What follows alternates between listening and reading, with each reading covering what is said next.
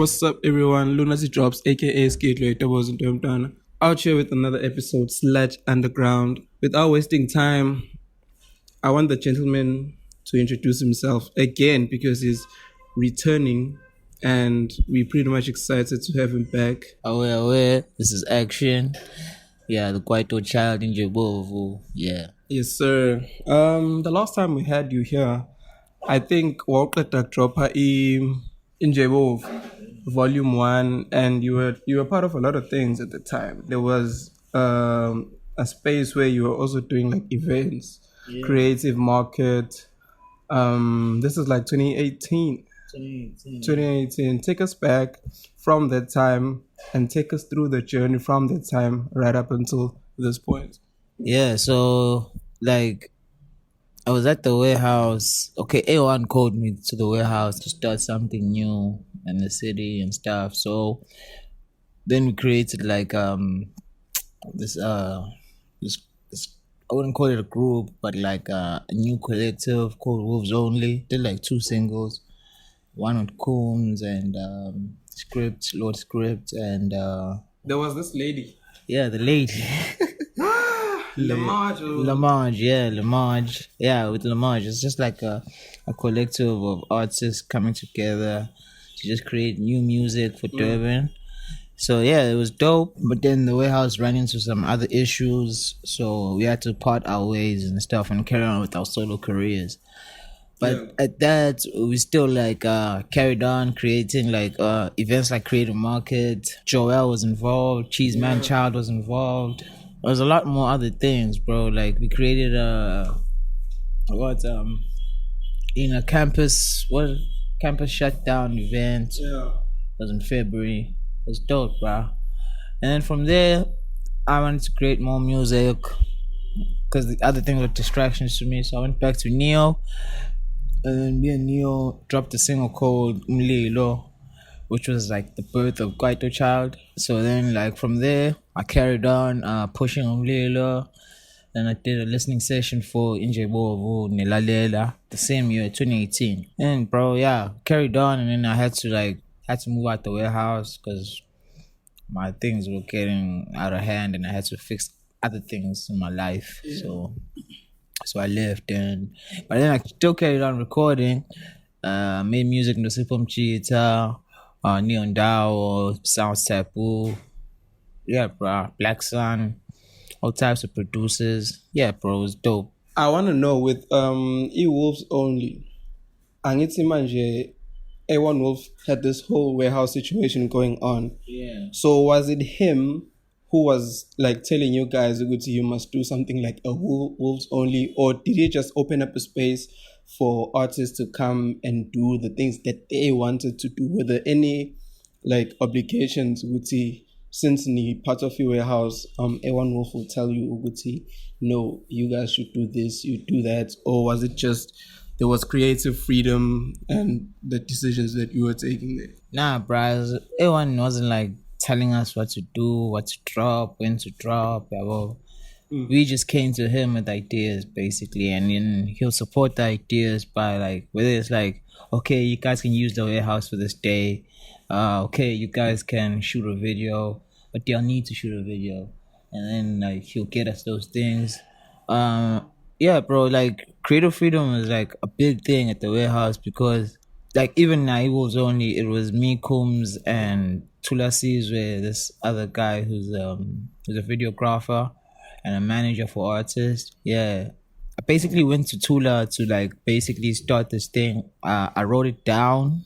It was only I wrote the whole idea. Like I had like a Word document of it. Yeah. Explaining it, and I created the first logo, which wasn't the official logo, just to give them a perspective and an idea. After I created that, I told Coombs about it, and then Coombs liked it, and he was like, because I really felt like a lot of us were like creating music at the warehouse, but like none of us were creating music together and like dropping music as like the collective that we are seen as, outside the warehouse. So then I decided, let's do something together, even going there. Yeah. So we decided to do Wolves Only, and attached all the merge, met a lot of other. Oh no, X, bro. X was like a big part of it because he was like playing for all our songs every time he was booked. Was making sure that he was the one playing for us when we were performing. Yeah, and he was really part of the collective a lot. And yeah, no Lamage, bro, added those vocals. Yeah, she's a great singer, still respected to this day. So when you it was just like coming together and like creating something, and then we presented it to A1 because we used to present it in like segments. Yeah, the first single. After we did the first single with load script, we showed him, let him listen to it, and he liked it. So then, want to shoot a video. He was like, he wants to be involved in the video, wants to help us shoot it, and he came through. He shot. He brought his drone because we already had a camera to shoot, and we did like drone shots and stuff. It was cool, bruh. Yeah, so like creative freedom was like a big part of the warehouse. Like even at my events, dog, you just go write a proposal, what you think would work as an event, and then he'll like look at it, and if he likes the idea, he'll tell you, yo, let's do it, you know? Yeah, and you trusted my process in like marketing and like all those things because I was very attentive to those small things too. I'm not just like an artist, and I also think business side of how we're gonna handle it, how it's gonna get to the people. So we did all of that. We even launched it at the Werehouse in February. Yeah, dog. We launched our music video too. So yeah, it was dope. We're gonna get to the new music that you're doing now, obviously. But I wanna know, besides the Warehouse not working out, what was the contributing factor to E-Wolves only not working out? But like we needed funding, bro. We needed funding, and like no one was really like listening to us and taking us seriously to people that could help us because we only had A1 helping us, and we had Otula on the side, like Tula sees where he would help us, and then we use all our contacts in terms of like need a radio interview, all of those things. Yeah, mostly it was just like funding or like. Sometimes we'd need to get to an interview, and we couldn't make it because lack of transportation, yeah, dog. To a point where we just felt like if we carry on, it's gonna take a lot out of us to like carry on anyway, and like it's already difficult as it is. So I didn't want to strain everybody, so I just let everybody do their thing. I was just like, not Combs is still an artist, Lamar is still an artist, X still a DJ, Action still an artist, So like niggas can focus on themselves instead of like focusing on something that we all can see. It's gonna be hard to push it in the long run. Without the funding, and we all different people too, So that also contributed because we only dropped 2 songs, We were gonna drop a whole album. It was already done, I think. It needed planning too. You're not album, you should see. I had this thing in mind, because we already shot one video without any money. It was like no budget video. So the other stuff needed money, dog. And the creative markets, was it like purely dependent on the Warehouse working out? Nah, not really. Like watch out my creative market outside the Warehouse after we were at the Warehouse. But now they didn't work out, because NHS Warehouse he like But the thing is, bro, like Warehouse, creative market was like a kids event, and the Warehouse doesn't really cater for kids. My vision for creative markets, Joel, which is man child, we had a vision of, if you're gonna do this, for now was letting anyako. Uhlalo relax of nyako. Ngashibiza like it's safe for kids basically. Basically, we wanted that because like that's on my milkshake, that's on your using into sodas, everything. So it's just like we just felt like we're not gonna get to that because Jado gonna say party, people are too drunk and belligerent, So it's like it's killing the whole idea of the creative market should be like an all-around event for everybody. At the same time, the platform was working for my artists. We had these new ideas that were introducing my artists. Not just rappers and singers. I'm talking about like painters, graphic designers. I wanted to involve like the whole culture in it. Mina, it's like lamb. Yeah. I just wanted, because I didn't want people to think, no, an artist, the rapper is more important than a painter. Which to me is not true. We're all doing the same things, the same type of energy. It's just in different textures. So like for me, I just felt like, okay, if we're gonna move out the warehouse, we need some type of funding because we already did I'm a creative market out 12. Yeah. At that time. And for us to do 12 creative markets, we got only a venue for free. None of us is getting paid from this.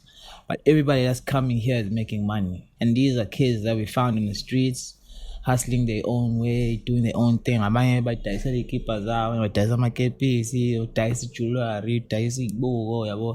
We just found kids hustling. And we just decided to put them all in one room and then find a consumer market for them so they can come there and buy. Which worked because the warehouse is so wide, and we take out all the furniture so everybody can maneuver. That's why the warehouse is like so essential, because it was like a big space for creative market. Everybody can maneuver around that space. Any other spot was like smaller, and like the energy just didn't allow because it's just so squashed. At the creative at the warehouse, we had so much space to roam. You could go that side and you'll find a store, say like ice cream, and just like I'm artist, meet a painter or whatever. The space was just dope for that. Any other spot was just small. Tried to get beer hall. And they were telling us stories. Story of our lives though. And it was so unfortunate to go to the Basawe house didn't like work out, because like I attended some of those creative markets, and it was a dope space for creatives to like know each other, to do things together. Like I met a lot of people there, a lot of dope people, not only musicians, like even people that are dealing with clothes, labels and whatnot. Like it was a dope space for artists to really, meet and whatnot, and it had like a major potential to be something that was gonna put Durban on the map. You know what I mean? By the way, I did say we have a guest co-host, ne? She's here now, so I'm gonna let her introduce herself. Hi guys, this is Gonke Dlamini. All the way from Ulundi. One thing I can say about the warehouse is I feel like I also think it was a really nice place. I can already paint a picture in my mind. I wish I had experienced it. It's a pity things had to go this way. Hopefully someday, in another time, in another world, something similar or even greater can be established or manifested, Definitely. Like this. I feel like not all hope is lost, because in Durban we have so many talented people. You know what I mean? There's so much to be found in Durban in terms of art. I guess it's just the support and the financial structures that might be factors that lead to certain, things being unsuccessful. But not all hope is lost. So we'll get to a place, hopefully. You know what I mean? And hopefully, like, business people can also just see the market and also try to involve themselves in ways that will take the arts in Durban to the next level.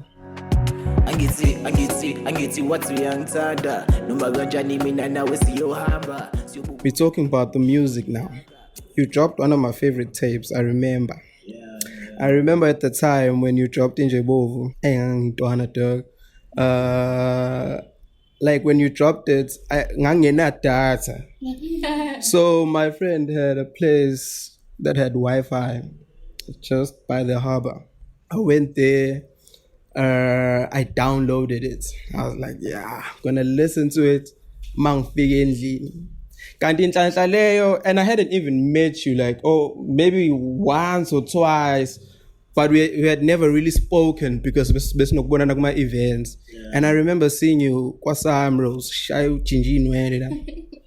Never. I was doing a save. I'm like, say, no, Axsion, dog. Never. I was like, Axsion, yeah, Axsion, Palmtree Paradise. Nah. Never. I doubt you saw us that day. We're in a line.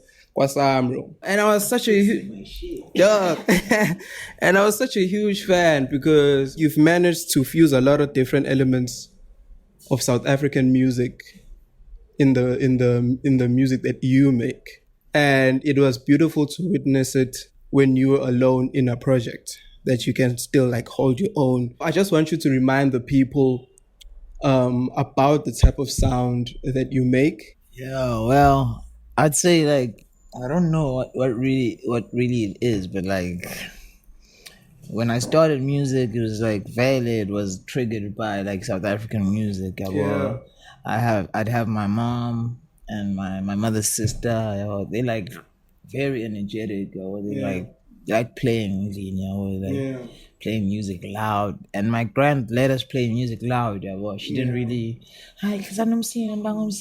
We even had our own radio in our outside building, and like my uncle would get us a radio and just play loud music. Like the whole neighborhood could hear music.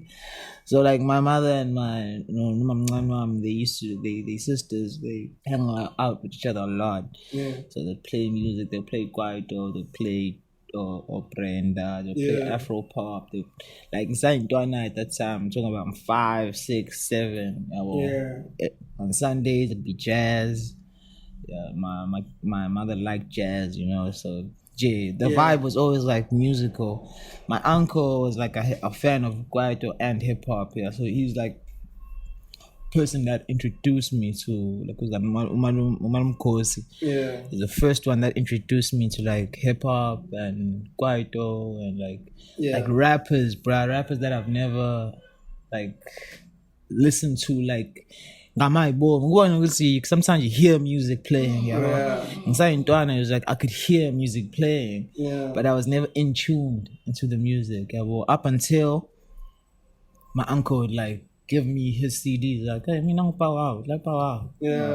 Or I'd come back from school, no my room, and he already playing power out. Snoop Dogg, he's playing all types of hip hop, and sometimes you play or speaker. So in the end, that influence like affected me in terms of like how I would like articulate my music, how I'd write music, and like him introducing me to Eminem, 50 Cent, and like that shit would like influence me in writing too. So I'd write like in Zulu and in English at the same time. because the parallels of what influenced me. What you exposed. So I'd write in English and Zulu, like at the same time. Like I'd write one line in English, the second one would be in Zulu, and then that's the pattern. That's just the pattern. So then I also had like a friend named Uzu. Later on when I was growing up, Uzu was like already rapping, and we were like, I was like 15. He was already rapping, and he was like 14. He's already like making music. He's going and his friend of his, they making music. They're really recording. At that time, Namige I have to record all of the stuff that I've written. At the same time, I'm doubting myself, but I'm not as good as my other friends that do this. So I carried on, and I was like graphic designing at the time. I was like trying to like do photography too. But I was young, dog, 15, dog, the same time. So dog, Sam Biscati, and I was like, nah, fuck, let me try go to studio and make some music. So I'd go to studio. It's Zant, Clear. So it would have any time. Zanzi would record like I had a friend at that time named Kamukhelo. So he's like a producer and an engineer. So he'd be like this weird Kanye dude. He liked Kanye West even at that time. And he liked other weird artists that we don't know, Bonobo, he was listening to Bonobo at that time. FK Twigs, James Blake. James Blake, imagine. At that time, James Blake was just making beats Yeah. and releasing them on Tubity. And I didn't know James Blake, and this guy liked him, and he used to play, and he would make similar beats to that. Oh yeah. So I was always like into this weird music, bro. Something that not everybody's listening to. Yeah. Yeah, so I'd be listening to those things. Also, in that element, I'm listening to African music. Yeah. I'm listening to Brenda Fassie, Busim Slongo, Huma Siela. At the same time, I like all this weird stuff from abroad. So like that also had like a play into my influence. Okay, I like international music and I like local music. So what do? We fuse this music, right? So then I started changing the way I was writing again, because now I had to like articulate to my people. Yeah. 'Cause I felt like me rapping in English and mixing it with Zulu wasn't hitting hard enough. It wasn't getting to the people Yeah. the way I wanted to. Yeah, well, it wasn't like there was no response from the English, but there was more response to the Zulu. Yeah. Because I literally play music while I'm with my friends and we're chilling. And I just wanted to, like, my friends that don't really understand English like that, I'd play it for them and they'll be like, they'll listen and they'll be like, oh, like, you like this line, and you like the Zulu line. So then after that, I was just like, let me try get more into like this Zulu writing thing. So they could resonate, basically. And I started thinking about it, there's kind of want to fit that I'm never gonna be able to hear what I'm saying just because I'm using another language. So like I was saying, let me do this Zulu thing more. That's when I met Dao. Yeah. That's when I met Dao. And Dao, well, I've met Dao before, prior. Yeah. That's from the creative arts, and I met him at an event at SMP, like Happy Hip Hop, and he was performing. At that time, I was friends with SMP. So I was there, I was watching everything, and I saw him, and like, this guy's dope. He was basically performing his own song that he produced. I went up to him and I talked to him, and I took his BBM pin. That's how long ago this is. His BBM pin. Got the BBM pin. So I was talking to him on BBM the whole time, bro. I was sending him my songs that I was recording at home. I had my own little setup at home. And he liked my sound and the way I was making like this music. It's like I must pull up, we must record. Okay, so figure I think it was 2015. Yeah. Sahlangana la elokuzane Graseli had he had like his own studio there. Yeah. No co-prints, no scotch. They're all there. Like, at that time I wasn't Africa no praise. Yeah. Africa no praise. No, it was just praise and cool prints. And I made a song that day. I'm no JP, no side row before we were Palmtree. Yeah. So you chilled there the whole day, you made music and you let me listen to some of his beats. But he really wanted to work with me. But he wasn't really interested in like working with my other friends. He just wanted to work with me. So like the next year, Sassy Palmtree. And mind me and Dao were like drifting apart because I'm so busy with these niggas. Yeah, ham biscati. Again, get saying gay or fit. Now when's the door? My child all what's the dog? You can record your music, dog. Then you're planning around releases and stuff like that. Niggas were very into like us making our own solo music. Yeah. So yeah. And I found Dao Foods. I think the studio mean a lot. But when I work there, you can pull up and we can make something. First time I went there, I think I made a song against Impande. And then I was like, nah, dog, you my producer. After that, I was like, you the one to do this, dog. No one else can do this. Yeah. And then it was like, dog, you have to work around my schedule. I have to pull up when you can. If you can pull up, because he had sessions, a lot of sessions that he books because people, now blind. Yeah, so like they have people like literally waiting in line to go in and record shit and pay him and stuff. And he was like, you can just come through and just chill and we can make some music and like whatever happens. It's a creative move way. But like otherwise I'm still grinding, I'm working, I'm creating my own graphics. with the help of Ulanga. I'm doing a lot of things on my own. You're right. But like everybody's like came to help me. I will like Durban, like a lot of my contacts like want to help me, and they want to see me like flourish, and Yeah. dog. So like I just need everybody else to believe like they believe, yabo. Yeah. I'm saying I think I'm going. Nah, dog. Thank you for coming. I think I remember even an interview you guys did with Uslik. And I didn't say shit. And he asked you, I think not the one, the balcony one. Konala and Bose about the sound and you tried to explain it's African, it's tribal, it's like this. But I could see, as much as we're explaining it to him, he would not really like get the idea. Unless or until you listen to it and you feel this is on some level. So that's really dope, bro. Thanks a lot. We are out.